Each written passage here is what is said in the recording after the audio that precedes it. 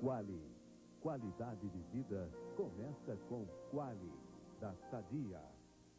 Sadia oferece Jornal Nacional.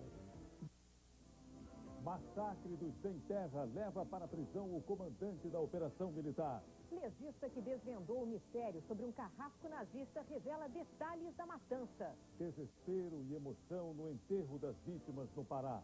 Exclusivo, a polícia interdita a mineradora acusada de destruir uma reserva florestal em São Paulo. Nossos repórteres no Líbano mostram o bombardeio nas ruas e o drama dos refugiados.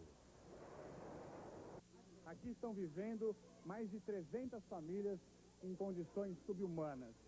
Veja agora no Jornal Nacional.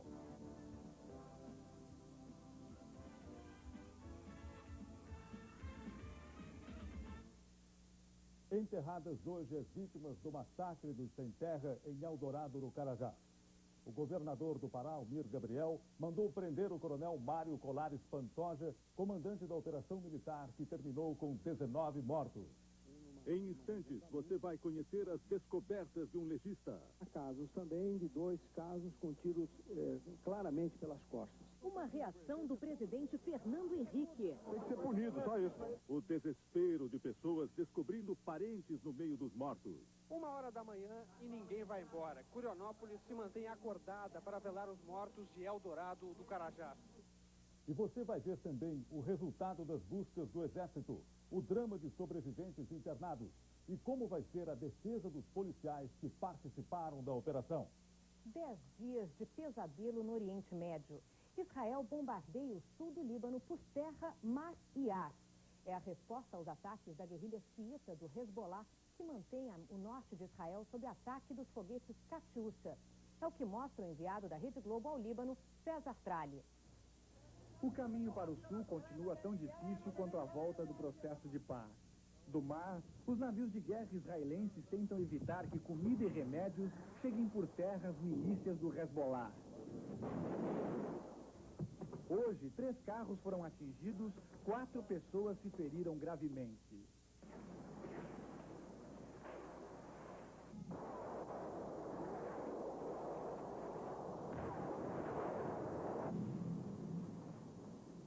De Beirute para baixo, 12 cidades e quase uma centena de vilas já foram abandonadas. É difícil encontrar uma viva alma nas ruas. Este aposentado nos mostra o que sobrou de Cana, hoje uma cidade fantasma, a 15 quilômetros da fronteira entre o Líbano e Israel. Seu Baixa nos conta que os caças israelenses despejaram 6 mísseis na sua ex-casa em menos de 2 minutos. A cidade de Cana já foi bombardeada mais de 100 vezes. Num dos ataques mais violentos, na quinta-feira à noite, um dos mísseis atingiu em cheio aquele prédio de apartamentos. Uma família inteira jantava na hora do ataque. A mãe e 4 crianças pequenas morreram na hora. Atrás do prédio atingido no acampamento das Forças de Paz da ONU, os soldados não conseguem superar a pior tragédia dos 10 dias de conflitos Hezbollah-Israel. A base vai ser desativada em sinal de respeito às mais de 100 pessoas que morreram aqui dentro. Essa mãe perdeu os 3 filhos, um braço e uma perna. Este filho perdeu os 4 irmãos e os pais. Quando o médico pergunta, você se lembra de alguma coisa? O pequeno Igor responde com frieza, de ter visto minha mãe gritar e depois morrer. Nós estamos num campo de refugiados, se é que a gente pode chamar assim, que aqui na verdade é a garagem de um prédio abandonado. Aqui estão vivendo mais de 300 famílias em condições subhumanas. As pessoas vieram para cá já faz 2 semanas e o governo não tem para onde levá-las. Aqui embaixo falta luz, falta ar, falta comida, falta tudo. 600 mil libaneses já dividem o mesmo drama. Ser refugiado dentro de casa provoca revolta na maioria. O Hezbollah já deixou claro que o cessar-fogo não significa a paz completa. Mas ao atacar civis, Israel apenas ajuda a fortalecer o Hezbollah. Representantes dos Estados Unidos, França, Itália e União Soviética negociam na Síria um acordo de cessar-fogo com o Irã, país que patrocina as ações das milícias do Hezbollah. Uma menina de apenas 3 anos sobrevive a uma queda de quase 30 metros. Ela foi jogada pela tia da janela do 14º andar do edifício onde mora, em Niterói, estado do Rio. Foi desta janela que a menina Bianca foi jogada pela tia. O apartamento fica no 14º andar. Ela caiu 21 metros até bater com a perna na marquise, a uma velocidade de 78 km por hora. Depois, mais 6 metros até um barranco. E ainda rolou outros 6 antes de parar junto a um muro de concreto. A tia da garota tem 32 anos e sofre de problemas mentais. Ela estava sozinha em casa com a menina e se irritou com o choro da criança. Os vizinhos se revoltaram e tentaram invadir o apartamento, mas ela se trancou e só saiu de casa, protegida pela polícia, direto para um hospital psiquiátrico. Bianca, de 3 anos, foi socorrida num hospital de Niterói. Os médicos se surpreenderam. Ela teve apenas uma luxação na bacia e uma fratura no fêmur. Foi um milagre. Foi Deus que quando ela caiu, botou a mão assim para amortecer a queda. Bianca ainda vai ficar 20 dias em observação. A seguir, mineradora acusada de crime ecológico é interditada em São Paulo. E daqui a pouco, o primeiro-ministro português dá uma boa notícia para os imigrantes brasileiros. Anos devastou uma reserva florestal em Descalvado, interior de São Paulo. A Polícia Florestal só decidiu agir agora, depois que a Corregedoria da PM entrou no caso. O tamanho da devastação corresponde a 20 quarteirões dentro de uma das maiores reservas florestais de São Paulo. Obra e arte da mineradora Descalvado, que extrai daqui matéria-prima usada na fabricação de vidro por uma das maiores multinacionais do país. O crime se arrastava há 13 anos sem que as autoridades conseguissem decidir o óbvio: parar com a devastação. Interior de São Paulo, manhã de ontem. Agentes do Serviço Secreto da Polícia Militar, que há 2 anos investigam o crime, convocam técnicos da Secretaria do Meio Ambiente para fechar a mineradora. Acompanhados de advogados, os agentes pedem o apoio do comandante da Polícia Militar Florestal, capitão Antônio Humberto. As provas da devastação são apresentadas. Fotos mostrando que na reserva existem pegadas de lobo-guará, veado campeiro e de outros animais em extinção. E laudos que asseguram que a empresa está minerando fora da área legal. Só depois de 3 horas de argumentação, o capitão diz que vai interditar a mineradora, mas exige um laudo. Eu só preciso de um laudo técnico seu? O que ele não esperava é que o supervisor da Secretaria do Meio Ambiente, Vitor Ferreira, fizesse o laudo na hora. Laudo feito e mesmo assim o capitão decide consultar primeiro o promotor público da cidade de Descalvado, onde fica o garimpo. A Polícia Florestal deve, por cautela, embargar a exploração, a parar com a atividade de mineração. Quando a Polícia Florestal chega ao local da mineração, o expediente já tinha terminado. Os PMs interditam o escritório da empresa e apreendem caminhões, tratores e máquinas. O cálculo dos técnicos é de que aqui foram investidos 100 milhões de reais. Nos últimos anos, a mineradora foi invadindo aos poucos a área de reserva florestal. Os equipamentos destruíram córregos, derrubaram árvores. Exatamente aqui onde eu estou, era uma floresta virgem. Hoje é a mais completa destruição. Um buraco de lama e água podre. Dragas, tratores, canos para puxar água, dezenas de máquinas. Com esses equipamentos, a mineradora Descalvado retirava por dia 1000 toneladas de quartzosa, minério que é a matéria-prima do vidro. Acabou fazendo um buraco da altura de um prédio de 20 andares. Pior, a mineradora planejava aumentar a devastação. Vão fazer um grande buraco como esse em 400 quarteirões quadrados, 20 vezes a área que já foi degradada até hoje. 15 horas depois, a operação termina com a prisão do engenheiro responsável da mineradora, Luiz Antônio Pavan. O engenheiro foi levado para a Polícia Federal e liberado depois de um depoimento de meia hora. A Polícia Federal abriu um inquérito para investigar as atividades da empresa. A mineradora entra na segunda-feira com um mandado de segurança pedindo a liberação do garimpo. Definidos os adversários de Corinthians e Botafogo na próxima fase da Taça Libertadores. As notícias do esporte com Fernando Vanucci. O Corinthians, que se classificou em primeiro no grupo 4, vai enfrentar o Espoli do Equador. O jogo de ida será no dia 1º de maio, em Quito. E o Botafogo garantiu a classificação derrotando a Universidade do Chile ontem no Rio. Agora enfrenta o Grêmio, atual campeão da Libertadores. Vamos aos gols. Universidade do Chile saiu na frente. Gol de Léo Rodrigues num chute forte de fora da área. O Botafogo, que podia perder por até 5 gols de diferença, empatou ainda no primeiro tempo. Gol de Dauri. No segundo tempo, logo no início, Fuentes acabou marcando contra, o segundo do Botafogo. E o terceiro foi quase no finalzinho. Bentinho escorando de cabeça o cruzamento da esquerda. O primeiro jogo do Botafogo contra o Grêmio pelas oitavas de final da Taça Libertadores será dia 1º de maio. Está marcado para o Rio, mas o Botafogo quer levá-lo para Fortaleza. Em Porto Alegre, o Grêmio derrotou o Atlético Paranaense e garantiu vaga na próxima fase da Copa do Brasil. Os 3 gols do tricolor gaúcho foram marcados pelo zagueiro Adilson. O detalhe, hein? Todos eles de pênalti. O Criciúma de Santa Catarina será o próximo adversário do Grêmio. Hoje, Campeonato Mineiro, o Atlético enfrentou o Guarani no Estádio Independência, em Belo Horizonte. O zagueiro Daniel, do Guarani, coloca a mão na bola dentro da área. E aí é pênalti. Reinaldo bate, faz 1-0 Atlético.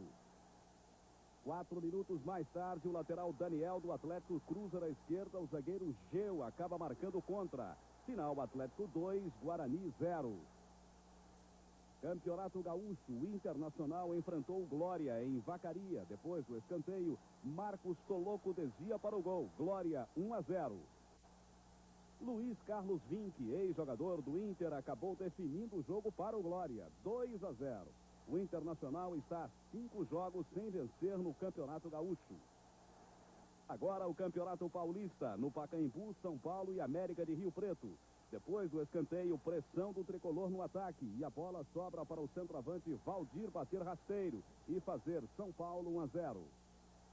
3 minutos depois, Berg entra pela esquerda e manda na área. James se estica todo para chutar e empatar. São Paulo 1, América também 1. Olha a virada do América ainda no primeiro tempo. Adriano tenta passar por Sorley e na rebatida, Berg solta uma bomba de fora da área. São Paulo 1, América 2. No segundo tempo, Carlão escapa pela direita e cruza. Ricardo toca de cabeça e define o placar. São Paulo 1, América de Rio Preto 3. No atletismo, a paulista Suzana Kassab, de 20 anos, estabeleceu um novo recorde brasileiro no salto com vara hoje. 3 metros e 7 centímetros. Exatamente 7 centímetros acima do recorde anterior. Sandra. Você vai ver amanhã no Fantástico uma revelação exclusiva. O novo escândalo nas aposentadorias. Enquanto 70% dos aposentados brasileiros sobrevivem com um salário mínimo, uma minoria usa brechas da lei com esperteza e chega a receber cerca de R$150 mil num único mês. Não acho justo, mas eu não vou deixar de receber, né? E o Fantástico destaca também o relato dramático de quem viveu por dentro a chacina do Sem Terra, no Pará.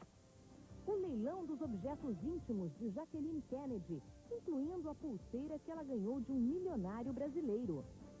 De uma vida de luxos para o inferno de morar debaixo da ponte. A história da viúva de Lúcio Alves. E um alerta aos pais: jovens vão para a aula com armas escondidas no meio do material. O Fantástico começa às 8 da noite, logo depois do Domingão do Faustão. Em instantes, um protesto contra a violência no adeus às vítimas do massacre dos Sem Terra.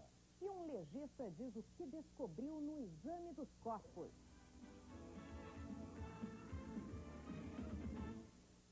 Futebol 96. Oferecimento Kaiser. Corsa. Pride. Banco Itaú. Volta. Esse foi o clima no enterro de vítimas do massacre dos Sem Terra em Curionópolis, no sul do Pará.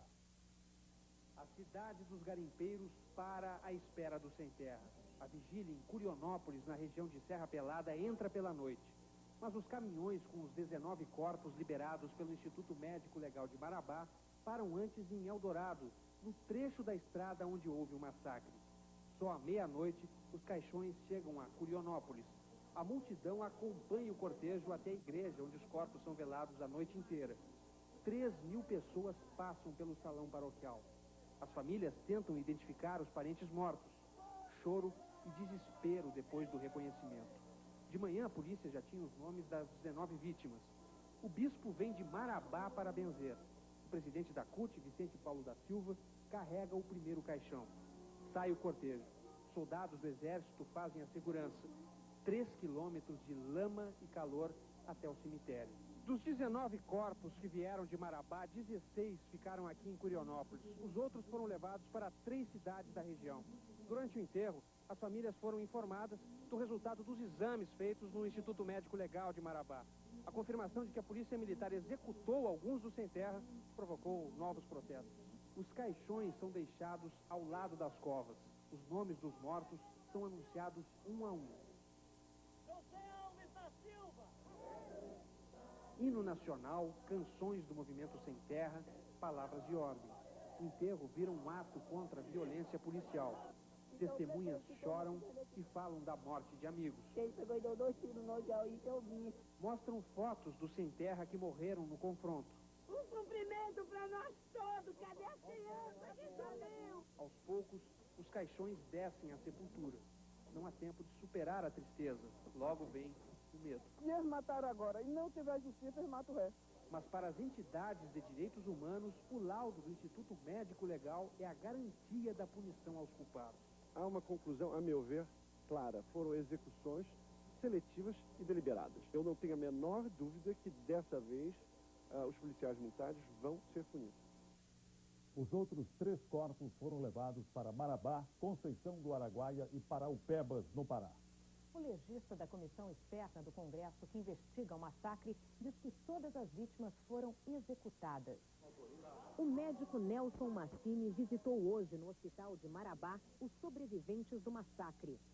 O legista fez parte da equipe que desvendou um dos mistérios da Segunda Guerra, a identificação do carrasco nazista Josef Mengele, morto em São Paulo por afogamento. O médico trabalhou 12 horas no exame dos corpos do sem-terra. Ele acredita que a maioria das vítimas morreu depois do confronto com a polícia militar na estrada bloqueada pelo sem-terra. Foram apenas 20 segundos de tiroteio. Os sem-terra dizem que muitos correram para o mato, onde foram perseguidos e mortos. São 7 que nós enumeramos que têm ferimentos, outros que não projéteis de arma de fogo e ferimentos fatais. Isso implica em que eles já estivessem dominados e foram por aproximação desses policiais, utilizando os próprios instrumentos, as próprias ferramentas desses trabalhadores. Perseguição e tiros a queima-roupa. Há casos também de 2 casos com tiros claramente pelas costas, sendo inclusive um numa região da nuca, né, mostrando que também estavam ou correndo ou então foram já acompanhados de execução. Outros detalhes da execução. Os disparos, a maioria atingiram tórax e cabeça, portanto não tinham nenhum objetivo de amedrontar, enfim, de abater mesmo as pessoas. Isso fica evidente pelos casos que nós tivemos. É um exagero, não é? Eu acho que há casos que indicam claramente que as pessoas poderiam ou estavam certamente dominadas quando foram mortas. Entre este e a dominação seria um passo muito próximo. 7 homens e uma mulher feridos no massacre foram transferidos de Marabá para Belém. Um deles, com um tiro na cabeça, deve ser operado ainda hoje. Os feridos chegaram ontem à noite à capital do Pará. Todos têm fraturas expostas e perfurações à bala. O policiamento chegou lá, quando chegou, foi fazendo fogo em nós. Tiro? Aqui na coxa, aqui. Foi, mas quebrou. Eles estão internados no Hospital dos Servidores do Estado. Os parentes das vítimas dizem que são obrigados a comprar remédios para o tratamento, porque há falta de medicamentos no hospital. Daqui a pouco, o Exército investiga uma denúncia do sem-terra. E como vai ser a defesa dos policiais que participaram do conflito? Um inquérito policial militar que vai apurar responsabilidades no conflito com os sem-terra. Os advogados dos policiais vão usar a tese de legítima defesa. Já estão em Belém 28 fuzis, 7 metralhadoras e 5 revólveres calibre 38 e 32 que foram usados pelos policiais militares na desobstrução da rodovia PA 150 em Eldorado do Carajás. As armas vão ser periciadas. Através do exame de balística, os peritos poderão dizer qual delas partiram os tiros que atingiram sem terra. Hoje de manhã em Marabá, Alisson Sutton, representante da Anistia Internacional, foi aos hospitais da cidade ouvir o relato dos sobreviventes do massacre. Depois da civil, foi a vez da polícia militar abrir inquérito. Os depoimentos começaram hoje. As investigações estão sendo acompanhadas por um representante do Ministério Público. O inquérito deve durar 60 dias. Pelo menos 1000 pessoas serão ouvidas. O coronel da PM, José Vieira, que preside o inquérito, vai requisitar a fita com as imagens do conflito. Ele disse que a fita é peça importante para descobrir os culpados do massacre. As mesmas imagens do conflito vão ser usadas por um dos 6 advogados que vão defender os policiais militares, que sustentam a tese de legítima defesa. Polícia Militar já se viu acossada e não podia mais fazer outra coisa senão atirar para salvar a própria vida. 5 dos 10 policiais militares feridos a bala no confronto com os sem terra fizeram exames no hospital de Marabá. Eles não correm perigo de vida, mas o sargento Getúlio Moraes pode ficar cego do olho direito. Ele foi atingido por uma pedrada. O governador do Pará, Almir Gabriel, mandou prender os oficiais da PM que comandaram o massacre de Eldorado dos Carajás. Em função da convicção que tive com os laudos cadavéricos e com a fita, a respeito da violência excessiva e que contraria a determinação que foi feita de ir ao local com o Ministério Público, com a imprensa e com alguém da Justiça, com vistas a negociar uma alternativa pacífica de saída e de restabelecimento do trânsito. O coronel Mário Pantoja vai ficar preso durante um mês no quartel da PM em Belém. O Exército vasculhou hoje a região do conflito em Eldorado dos Carajás. Os sem terra dizem que existem mais vítimas do massacre nas matas. 7 da manhã. 300 homens do batalhão de selva do Exército chegam ao local do confronto entre policiais militares e sem terra que aconteceu na última quarta-feira. O acampamento está vazio. O Exército começa a busca nas matas no raio de 20 quilômetros. Os soldados entram na mata numa operação bem de fino. Essas trilhas poderiam ter sido feitas por pessoas que tentavam fugir dos tiros. Essas trilhas foram feitas pelos próprios colonos da região que buscam aqui palha para a cobertura de suas casas. 21 policiais federais ajudam na operação. Parte da tropa do Exército foi procurar corpos em Xinguara, a 130 quilômetros daqui. Os sem terra denunciaram que mortos foram levados para lá. Xinguara, ligação de Xinguara, em alta velocidade, uma caminhoneta roxa. Dentro ia um plástico com 3 senhoras e o resto era criança. O Exército e a Polícia Federal encerraram as buscas. Nenhum corpo foi encontrado. O presidente Fernando Henrique Cardoso disse que se o massacre dos sem terra não for punido com rigor, o país vai ficar desacreditado. Foi na convenção do PSDB que hoje elegeu o novo presidente do partido, o senador Teotônio Vilela Filho. Num clima de pesar, a convenção só não se esvaziou porque esse é o partido do presidente da República. 7 ministros e 6 governadores. O do Pará não veio. O massacre deu o tom dos protestos. O presidente Fernando Henrique Cardoso foi quem mais bateu. Na morosidade da justiça, na incompetência para o trato da reforma agrária, na indiferença para projetos importantes como o rito sumário, que simplifica o processo de desapropriação. Eu não posso me conformar com a chacina que aconteceu ontem e anteontem. Isso não é coisa de país decente. Isso é inaceitável em qualquer país do mundo. O presidente cobrou os instrumentos para combater a impunidade. Se a lei diz que é o Estado que responde por esses crimes, o governo federal não pode ser responsabilizado. Se quiserem cobrar do governo federal a responsabilidade, que deem os instrumentos. Agora, é uma questão, acho que é indiscutível. Ou se pune os responsáveis, põe na cadeia e já. Quem é responsável por isso? Ou ninguém vai acreditar mais nesse país. Está na hora de punir.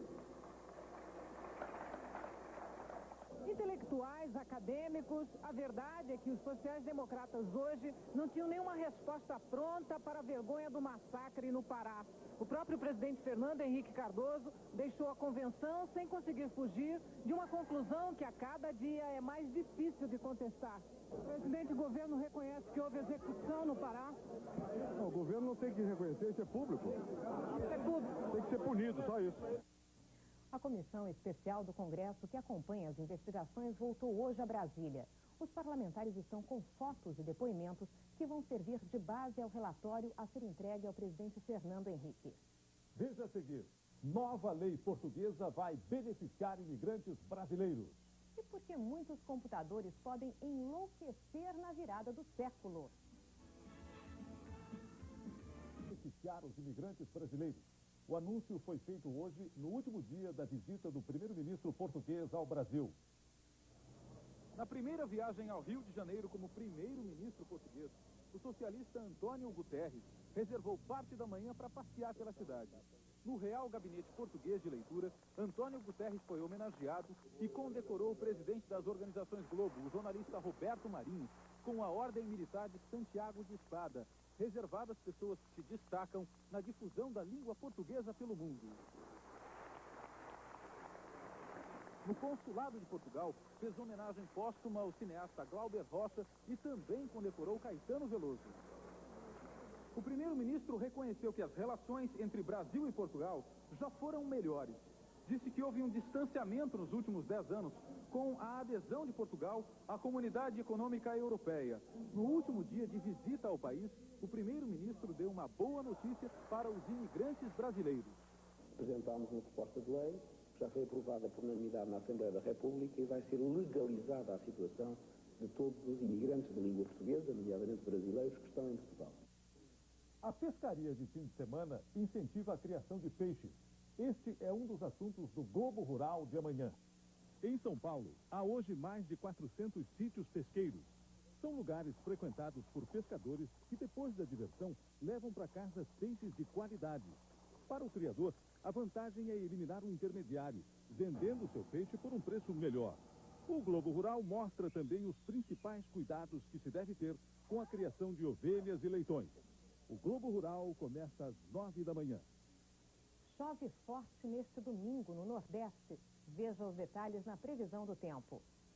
A frente fria passou por Salvador e está chegando em Sergipe. Amanhã ela encontra nuvens carregadas que vêm do oceano e isso aumenta a chuva em toda a região. O domingo será chuvoso também na grande área escura, que inclui Espírito Santo, Vale do Jequitinhonha e toda a região norte do Brasil. Nesta estreita faixa que vai do litoral do Rio Grande do Sul até o Rio de Janeiro, o sol aparece entre muitas nuvens. Na área clara, um dia ensolarado. A temperatura continua subindo e a máxima chega a 25 graus em São Paulo, 26 em Porto Alegre, Belo Horizonte e 27 graus no Rio de Janeiro. Um século de atraso. Na virada para o ano 2000, muitos computadores espalhados pelo mundo vão enlouquecer. Um problema que já está custando caro às empresas e governos. Uma dor de cabeça que se perde no tempo. A bomba relógio foi armada há 30 anos. Para economizar memória nos computadores, os primeiros programadores deixaram apenas 2 dígitos para a data. Assim, em 1996, o computador abrevia a data para 96.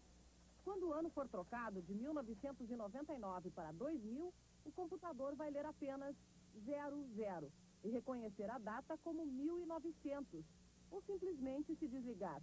E aí seria o caos. Imagine o que aconteceria com o sistema bancário todo computadorizado, com os arquivos da Receita Federal, com os processos nos tribunais.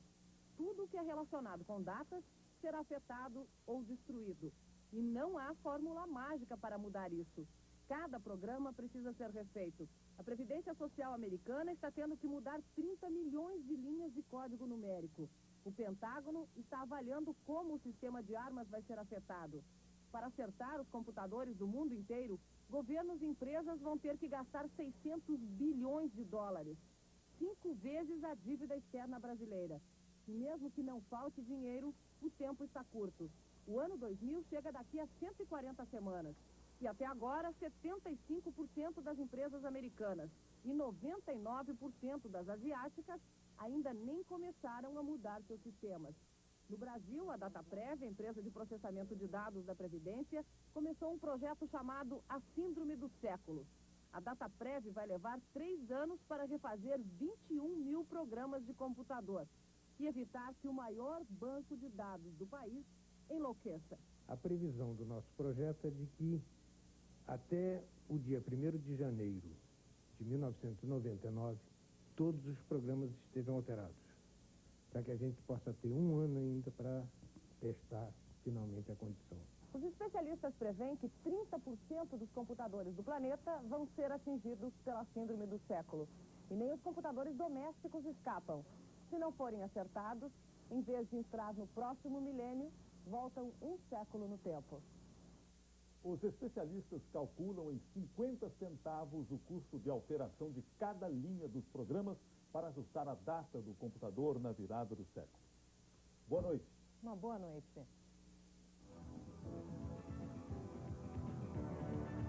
Rede Globo. Assista agora. Explode Coração. Classificação 12 anos.